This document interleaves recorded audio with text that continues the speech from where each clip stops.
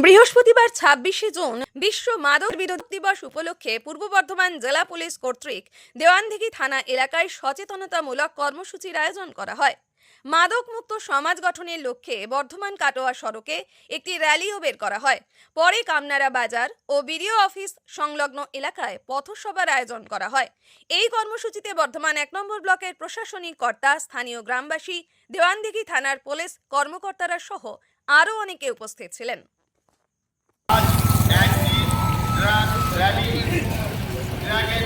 সর্বনাশা ২৬শে জুন আন্তর্জাতিক মাদক বিরোধী দিবস পালন করুন। মাদক হাটাও, সমাজ বাঁচাও।